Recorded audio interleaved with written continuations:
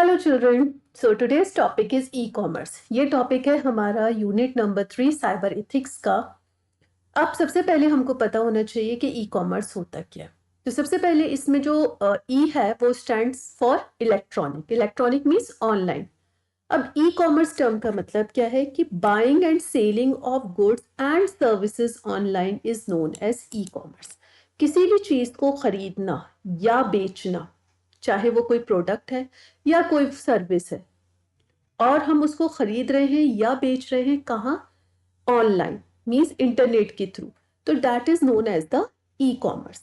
ठीक है, for example हम कोई भी प्रोडक्ट परचेज करते हैं, अगर हम कोई चीज बनाते हैं और हम उसे सेल भी कर सकते हैं। आप देखोगे इस टाइम पे अमेजन है, फ्लिपकार्ट है और ये मीशो है, डिफरेंट वेबसाइट्स हैं जिनसे प्रोडक्ट हम खरीद भी पाते हैं, और यहाँ तक कि हम अपने प्रोडक्ट्स पे जो रजिस्टर्ड सेलर्स हैं वो उन पे वहाँ पे वो सेल भी कर पाते हैं। हम OLX पे अपनी चीजें बेच पाते हैं, that is also e commerce website. ठीक, या हम अपना ई टिकटिंग करा रहे हैं, हमको कहीं का भी टिकट बुक करा रहे हैं, वो भी एक ई कॉमर्स है। ठीक, तो buying and selling of goods and services online is known as e-commerce. आपको इतना समझना है कि कोई भी चीज आप खरीदो या बेचो कहाँ पर? ऑनलाइन, उसको हम कहते हैं ई कॉमर्स। हम what are the advantages of e-commerce? Number one is the convenience. सबसे आसान जो हम जब भी हम बात करते हैं कोई चीज ऑनलाइन करने की, तो सबसे पहली चीज जो हमारे माइंड में आती है वो ये आती है कि हम कहीं पे भी बैठ के किसी भी टाइम पर उस चीज को खरीद या बेच पाते हैं ना, उस काम को कर पाते हैं। तो इसलिए कन्वीनियंस है, हम अपने आराम के हिसाब से उस काम को कर लेंगे। So can do online shopping at any time and from anywhere. कोई भी ऑनलाइन शॉपिंग कह लीजिए या कोई भी चीज आप खरीद या बेच पाएंगे किसी भी टाइम और कहीं से भी। Second one is the time saving. Time saving किस तरीके से कि हमें मार्केट जाने की जरूरत नहीं है।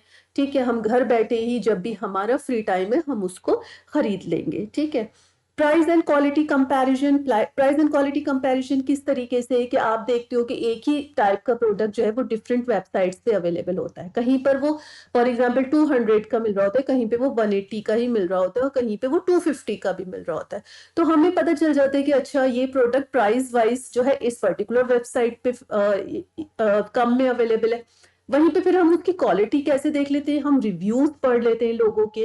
तो हमें क्या बिल्कुल एक्चुअल फील आ जाता है कि हाँ भाई, जो कि हम मार्केट से जब कुछ लेने जाते हैं तो वहां पे लोग ऐसे हमें खड़े हुए नहीं मिलते हैं जो हमें बता पाए कि ये प्रोडक्ट अच्छा है नहीं है, लेकिन रिव्यूज जो है वो एक्चुअल पिक्चर्स पड़ी होती हैं, तो हमें समझ में आ जाता है कि ये प्रोडक्ट किस तरीके का है। हम रेटिंग देख लेते हैं, रिव्यूज देख लेते हैं, तो हम बहुत आराम से कंपैरिजन कर पाते हैं। हमारे पास बहुत सारी वैरायटीज होती हैं, हमारे पास बहुत सारे ऑप्शंस होते हैं। ऐसा नहीं है बस हम एक शॉप पे गए, वहां हमने देखा, दो चार और आसपास में शॉप्स हैं उन पे देखा और हमें कुछ नहीं पसंद आ रहा है तो हम नहीं ले पाए। लेकिन यहाँ पर आपके पास इतने ऑप्शंस होते हैं कि आप डिफरेंट वेबसाइट्स पे जाकर कहीं ना कहीं तो आपको कोई प्रोडक्ट पसंद आ ही जाता है। तो these are the various advantages of e-commerce. और भी बहुत सारी एडवांटेजेस है, लाइक सस्ता भी बोलूंगी, सस्ता इस सेंस में बोलूंगी कि आप देखो मार्केट जाओगे, उस चीज को परचेज करोगे और डायरेक्ट यहाँ पे जो है वो कंज्यूमर से भी डायरेक्ट, सॉरी, जो आपका सप्लायर का बीच में कोई इंटरफेरेंस नहीं है। डायरेक्ट जो है, जो प्रोडक्ट बना रहा है मैन्युफैक्चरर से कंज्यूमर के पास भी डायरेक्ट आ जाता है प्रोडक्ट। तो इट मीन्स कि these are the advantages of e-commerce, इसलिए थोड़ा सा सस्ता भी हमको पड़ जाता है ऑनलाइन में। अब डिसएडवांटेजेस की अगर हम बात करें तो सबसे पहली तो डिसएडवांटेज हमारी सिक्योरिटी से रिलेटेड ही आ जाती है। क्यों? क्योंकि हम जब वहां पे अपनी पर्सनल इंफॉर्मेशन देते हैं, अगर हम ऑनलाइन पेमेंट कर रहे हैं तो हम अपनी इंफॉर्मेशन दे रहे हैं। ठीक है, अपनी जो है पेमेंट से रिलेटेड सारी इंफॉर्मेशन हमने अपने अकाउंट से रिलेटेड सारी इंफॉर्मेशन वहां दे दी, तो सिक्योरिटी इशू तो भाई सबसे बड़ी प्रॉब्लम है। दूसरा हमारा आ जाता है लेट डिलीवरी, कि भाई कभी कभार ऐसा होता है कि भाई प्रोडक्ट, मतलब अगर मेरे को फॉर एग्जांपल आज शाम में किसी पार्टी में जाना है तो मैं क्या कर सकती हूँ, मैं मार्केट जाऊंगी, उस प्रोडक्ट को खरीद के अभी के अभी ले आऊंगी और मैं शाम में उसको यूज कर सकती हूँ। लेकिन ऑनलाइन की केस में क्या होगा कि ये बहुत मुश्किल है कि हमें हैंड टू हैंड वो चीज़ हमें मिल जाए, और वो तो बाद में डिलीवर होगी, हमें कुछ टाइम तो उसको लगेगा ना डिलीवर होने में, तो लेट डिलीवरी। और तीसरी जो डिसएडवांटेज आ जाती है ई कॉमर्स की, वो ये आ जाती है कि लोग चीज़ों को टच करके नहीं देख पाते, या मतलब उसको इस तरीके से फील नहीं कर पाते, सामने से नहीं देख पाते हैं जिससे उन्हें पता चल पाए कि प्रोडक्ट कैसा है। ठीक है, तो these are few disadvantages of e-commerce. E-commerce की डिसएडवांटेजेस कह लीजिए या ऑनलाइन शॉपिंग की डिसएडवांटेजेस कह लीजिए, जो भी आप चाहें इसको बोल सकते हैं, ठीक है।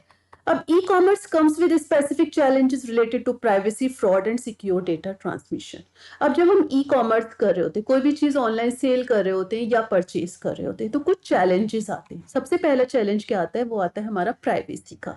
प्राइवेसी का क्या मतलब होता है? It refers to protecting user personal information, personal and financial information from you misuse और अनऑथराइज्ड एक्सेस। तो अब इसका मतलब क्या है कि प्राइवेसी, हमारी चीजें बची, लोगों सामने वाले से बचनी चाहिए। कौन सी हमारी चीजें? हमारी पर्सनल और फाइनेंशियल इंफॉर्मेशन। कोई उसका मिसयूज ना कर पाए, कोई उसका अनऑथराइज्ड एक्सेस ना कर पाए, गलत इस्तेमाल ना कर पाए। तो क्या हम कर सकते हैं उसके लिए? तो सबसे पहला कुछ की एस्पेक्ट बताएं कि पर्सनल डेटा प्रोटेक्शन। इसमें क्या होगा कि अपनी जो सेंसिटिव इंफॉर्मेशन है, उन सारी चीजों को प्रोटेक्ट किया जाए। यानी आपका नेम, एड्रेस, आपकी पेमेंट डिटेल्स, आपने ब्राउजिंग हिस्ट्री, कहाँ कहाँ आपने कौन कौन सी पर्टिकुलर वेबसाइट्स पे गए हैं, वो सारे डेटा को प्रोटेक्ट करा जाए। दूसरा, privacy policies. E-commerce website must have a clear privacy policies that mention how they collect, use and protect computer data. अब होता ही है कि हम किसी भी वेबसाइट पे जाते हैं और अपनी इंफॉर्मेशन डालने लगते हैं, लेकिन ये बहुत ज्यादा जरूरी है कि उन ई कॉमर्स वेबसाइट्स को क्लियर प्राइवेसी पॉलिसीज मेंशन करनी चाहिए। उन्हें क्लियरली ये बताना चाहिए कि वो किस तरीके से हमारे डेटा को कलेक्ट करें, वो उसे किस तरीके से यूज करेंगे, और वो हमारी जो इंफॉर्मेशन हमसे ले रहे हैं उसे किस तरीके से प्रोटेक्ट करेंगे। ठीक है, तो इस तरीके से हम अपनी प्राइवेसी को बचा सकते हैं, ठीक है, और ई कॉमर्स इस तरीके से सेफ हो सकता है। सेकंड जो हमारे पास चैलेंज आता है, वो आता है फ्रॉड का। फ्रॉड क्या है कि कोई हमारी इंफॉर्मेशन ले ले या हमसे मनी मांगे और इलीगली हमारी इंफॉर्मेशन या पैसे का इस्तेमाल कर रहा है, हमारी इंफॉर्मेशन का या हमारी मनी का। ठीक है, जैसे क्रेडिट कार्ड फ्रॉड, कि कोई हमारी क्रेडिट कार्ड की इंफॉर्मेशन ले ले और उससे ऑनलाइन शॉपिंग कर ले। Fishing scam. फिशिंग स्कैम क्या होता है कि इस तरीके से हमारे पास मेल या टेक्स्ट आए कि वो हमें ऐसे लगे कि जेन्यून जगह से आया हुआ, बट एक्चुअली में वो फ्रॉड हो, है ना। तो वो होता है फिशिंग स्कैम, कि वो हमें क्या करते हैं कि वो बिल्कुल इस तरीके से हमारे पास टेक्स्ट मैसेज या मेल भेजते हैं कि बिल्कुल ऐसा लगता है कि जेन्यून किसी बैंक से आया हुआ है या पर्टिकुलर वेबसाइट से आया हुआ है, और जो हमारी डिटेल मांग रहा है या कोई चीज मांग रहा है, और हम क्या करते हैं, इजिली उस चीज में ट्रैप हो जाते हैं और हम अपनी इंफॉर्मेशन प्रोवाइड कर देते हैं। That is the fishing scam. Third one is the identity theft. Identity theft क्या है कि कोई जो है हमारे नाम से एक फेक अकाउंट बना ले, हमारी सारी इंफॉर्मेशन ले ले, उससे एक फेक अकाउंट बना ले और फिर उस अकाउंट को यूज करके जो है वो परचेज कर ले। ठीक है, कोई ऑनलाइन शॉपिंग कर ले या ऑनलाइन कोई भी सर्विस ले ले या कुछ भी कर ले, तो that is the identity theft. तो ये तीन तरीके के फ्रॉड्स हैं जो कि हमारे हो सकते हैं ई कॉमर्स के केस में। Third one is the secure data transmission. Secure data transmission क्या है कि जो भी हमारी इंफॉर्मेशन है या हमारा डेटा है, जो भी हम किसी वेबसाइट को दे रहे हैं, वो हमेशा हमारा जो है वो एक सिक्योर चैनल से जाना चाहिए, जिससे कि वो कोई भी जो अनऑथराइज्ड पर्सन है वो उसको एक्सेस ना कर सके। ठीक है, कोई भी ऐसा इंसान जो उस इंफॉर्मेशन उसके लिए नहीं है वो उसको यूज ना कर सके। जिस पर्टिकुलर वेबसाइट को या पर्टिकुलर पर्सन के लिए हम अपनी इंफॉर्मेशन सेंड करें, ये सिर्फ और सिर्फ उसी को एक्सेसिबल हो। तो उसके लिए जरूरी है कि हमारा जो डेटा ट्रांसफर होगा वो एक सिक्योर चैनल से हो, एक सिक्योर तरीके से, एक सिक्योर जगह से पास हो, सेंडर से रिसीवर तक। तो कुछ टेक्निक्स हैं जिनकी मदद से हम अपने डेटा ट्रांसमिशन को सिक्योर बना सकते हैं। Number one is the data encryption. Encryption term का मीनिंग होता है कि ओरिजिनल डेटा को किसी अनरीडेबल फॉर्मेट में चेंज कर देना, ऐसे फॉर्मेट में चेंज कर देना जिसको अगर कोई बीच में इंफॉर्मेशन, सेंडर और रिसीवर के बीच में अगर कोई उस इंफॉर्मेशन को ले लेता है बीच से, तो उसे वो समझ में ही नहीं आए कि वो क्या लिखा हुआ है। तो दैट इज द एनक्रिप्शन। तो it involves converting the original data into an unreadable format, और सिर्फ उसको कौन समझ पाएगा? वो समझ पाएगा जिसके लिए वो इंफॉर्मेशन भेजी गई है, मीन्स जो रिसीवर है। ठीक है, अब कैसे समझ पाएगा वो? क्योंकि उसी के पास उसकी डिक्रिप्शन की होगी। ठीक है, अब ये हम करते कैसे हैं? तो कुछ एनक्रिप्शन एल्गोरिथम्स होती हैं, सीक्रेट कीज होती हैं, जिनको यूज करके उस डेटा को कन्वर्ट कर दिया जाता है एक ऐसे फॉर्मेट में जिसको कि कोई थर्ड पर्सन ना समझ पाए, ठीक है। और उसी की जो डिक्रिप्शन की होती है वो सिर्फ रिसीवर के पास होती है। जब वो ही पर्टिकुलर डेटा रिसीवर के पास पहुंचेगा तो वो आराम से डिक्रिप्ट कर लेगा और उसे समझ लेगा। जैसा कि आप देखते होंगे कि जब आप व्हाट्सएप पे किसी को मैसेज करने के लिए उसका उस पर्टिकुलर प्रोफाइल पे जाते हो तो आप देखते हो कि वहां पे लिखा होता है message end to end encrypted. इसका मतलब क्या है कि सिर्फ जिसके लिए वो मैसेज आप भेज रहे वो उसको पढ़ पाएगा और जो वो आपको भेजेगा तो आप पढ़ पाओगे। बीच में से उस इंफॉर्मेशन को कोई और रीड नहीं कर पाएगा। क्यों? क्योंकि वो डेटा जो है वो एनक्रिप्ट हो जाएगा, ठीक है।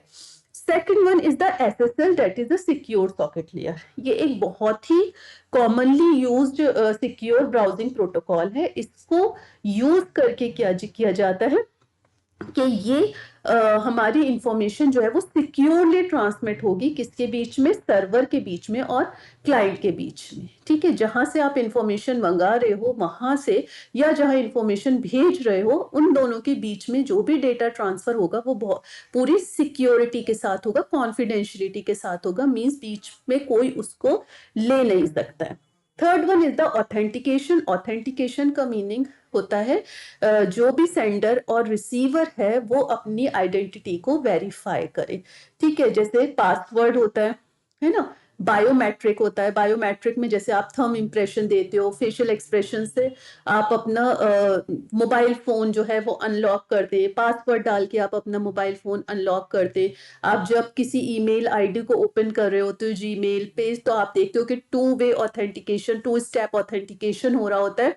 कि वो क्या करते हैं कि पहले भाई आपको पासवर्ड भी डालना है। अगर आप किसी नए डिवाइस से फर्स्ट टाइम लॉगिन कर रहे हो वो आपसे कहेगा कि पासवर्ड भी डालिए, और जब आप पासवर्ड डाल देंगे तो जो नंबर आपका होगा उस नंबर के ऊपर ओटीपी आता है आपके ऊपर, या आपके जिस उसमें आपका लॉगिन हुआ हुआ है वहां पर एक मैसेज आता है जिसपे आप कहते हो कि यस इट्स मी, हाँ ये मैं ही हूं जो कि किसी और डिवाइस से लॉगिन करना चाह रहा हूं। उसके बाद ही आप अपने सिस्टम में उस पर्टिकुलर ईमेल आईडी में लॉगिन कर पाते हो। तो मीन्स ऑथेंटिकेशन का मतलब यही है कि अपने आप को वेरीफाई कराना कि हाँ ये पर्टिकुलर का मैं ही वो पर्टिकुलर सेंडर हूं या मैं ही वो पर्टिकुलर रिसीवर हूं जिसके लिए ये इंफॉर्मेशन भेजी गई है या जिसको ये इंफॉर्मेशन रिसीव करनी है, ठीक है। सो आई होप सो कि ये टॉपिक क्लियर हो गया होगा। अगर इसमें कोई डाउट है आपको तो प्लीज कमेंट बॉक्स में एक मैसेज ड्रॉप कर दें, मैं आपको वहाँ रिप्लाई दे दूंगी। और जो बेसिकली जो टॉपिक्स ई कॉमर्स से रिलेटेड CBSE के करिकुलम में है वो है कि कौन कौन से जो चैलेंजेस हैं वो आते हैं related to e-commerce. Means जब भी कुछ हम ऑनलाइन ट्रेडिंग करते हैं, मीन्स ऑनलाइन बाइंग या सेलिंग करेंगे किसी प्रोडक्ट या सर्विसेज को, तो क्या क्या इश्यूज उस टाइम पे आएंगे। तो वो 3 हमारे उसमें मेंशन है, प्राइवेसी, फ्रॉड और सिक्योर डेटा ट्रांसमिशन। तो हमने उनके बारे में बात कर ली कि वो क्या होते हैं, किस तरीके से हम उनसे बच सकते हैं या वो कितने तरीके के होते हैं। So I hope so this topic is clear. Okay, thank you so much for watching this video.